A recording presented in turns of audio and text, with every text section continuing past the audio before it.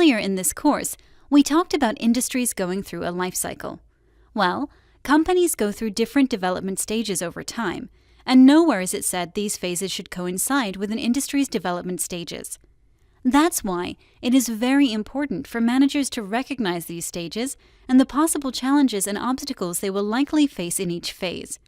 This would help them manage change more effectively and apply different approaches to be successful.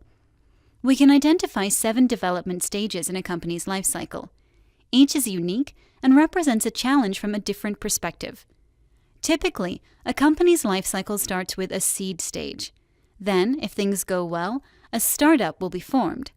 Once the startup grows, we'll be in growth stage, followed by the establishment and expansion phases. The final 2 stages of a company's development are maturity and possibly an exit. Let's dig deeper and describe each of these stages in more detail. The seed stage starts when a business idea is born.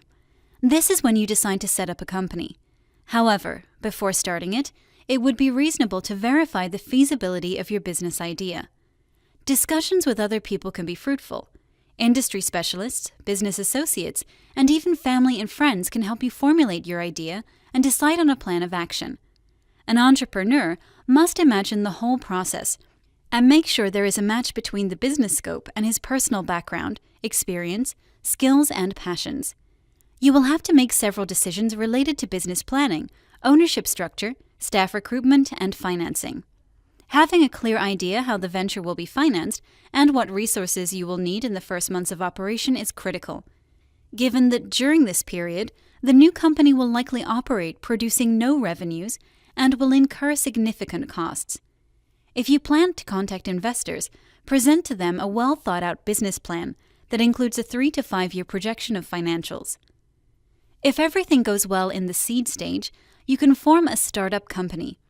Studies have shown this is the riskiest stage over the entire life cycle. 90% of startup companies fail, so founders must be careful in this phase. Usually, during the startup phase, the firm can take one of its products or services to market and see if clients perceive it in a positive way.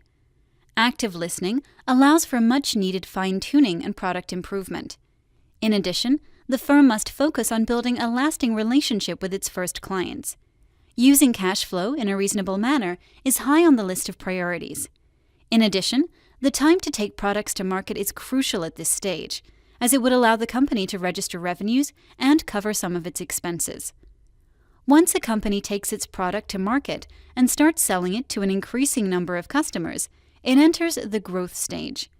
This is when the majority of companies reach break-even and are generating sufficient revenues to cover their expenses.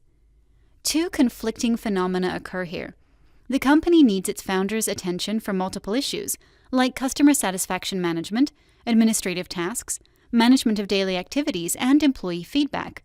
But she shouldn't miss the big picture and underestimate her role as a company head. That's why it's time to think about hiring personnel who can take over some of the founder's responsibilities. Once they are on board, the founder must think about how to define and communicate the firm's goals and how to motivate staff towards the firm's vision. It's highly likely the company must invest in new management and accounting systems at this stage. To cope with increased competition, the company should continue to invest in innovation and advertising. By the onset of the establishment phase, the company's operations are standardized, and it has a stable stream of revenues. The focus falls on implementing sound business practices and on boosting productivity through automation and outsourcing. It is likely the founder must delegate some further decision-making authority to division heads and consultants. Companies that have done a good job in the growth and establishment phases will probably enter the expansion stage. It consists of geographical expansion or expansion across other products or distribution channels. When going internationally, a new set of topics arises. You have to wonder if the existing capacity is going to cover the expected demand you will have in the new markets. What are the competitive advantages of your products in these markets? How are you going to deliver your products locally? Will you have a website in English only? Are you going to accept online payments? Of course, having a successful business locally does not mean this will transfer into an immediate international success. After a while, a company that has successfully gone through the expansion stage enters maturity, which is characterized by stable sales and profits. Growth of revenue slows down, but that doesn't mean these aren't good times for the firm's owners. The beginning of the maturity phase is when they make the most money. However, the maturity phase can also be characterized by a strong level of competition, which results in losing market share. Many mature companies try to sustain their business by finding new business opportunities and fueling the growth of the mature part of their business. At this stage, shareholders must decide whether to expand the business even further or exit the investment. An exit typically consists of selling the company to another firm operating in the same industry or to financial investors. These are the life cycle stages a company typically goes through. Understanding what can be expected in each is a must for anyone who wants to start a business.